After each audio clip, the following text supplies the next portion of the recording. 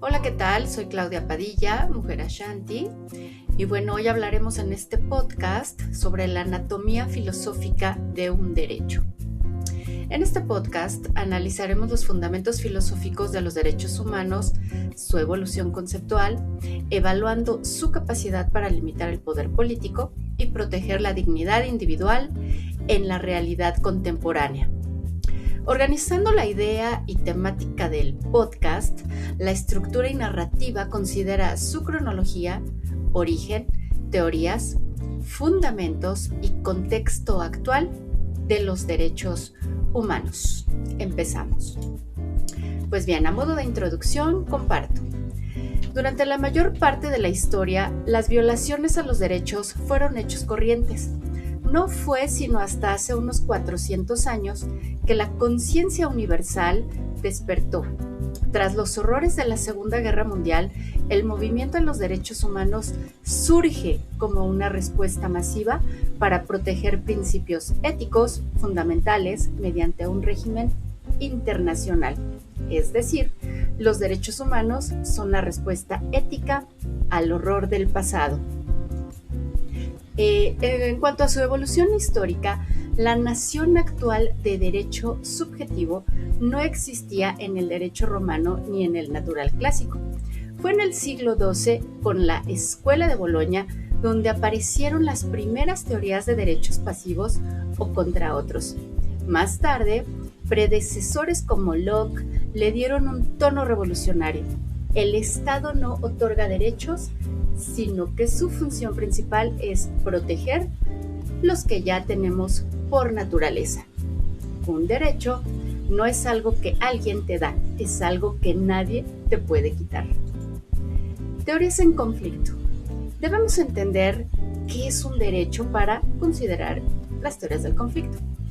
Hay dos grandes bandos. La teoría del interés dice que los derechos protegen nuestro bienestar y beneficios. Por otro lado, la teoría de la elección defendida por Hutt sostiene que tener un derecho es ser un soberano a pequeña escala, con el poder de decidir si se exige o no el cumplimiento de un deber ajeno. Es decir, tener un derecho es ser soberano de tu propia libertad. Fundamentos éticos. Los derechos humanos se asientan sobre la autonomía, la inviolabilidad y la dignidad.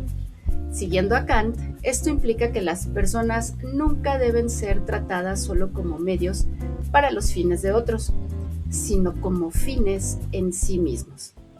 Los derechos son cartas de triunfo que frenan cualquier intento de sacrificar al individuo en nombre de la utilidad social. Es decir, nadie es un medio para el fin de otro. Cada vida es un fin en sí misma.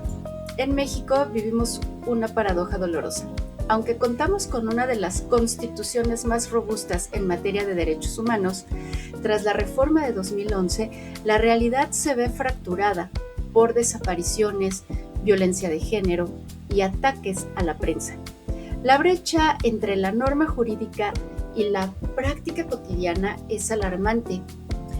Los derechos en México son frecuentemente retóricos, mientras la impunidad socava la dignidad de las víctimas. El silencio ante la violación es el fin de la justicia. En conclusión, la internacionalización de los derechos humanos ha desdibujado la frontera entre derecho y moral. Aunque algunos duden de su necesidad, la historia nos enseña que son herramientas indispensables para desafiar la autoridad y exigir respeto. El desafío actual es que dejen de ser ideales abstractos y se conviertan en realidades tangibles para todos.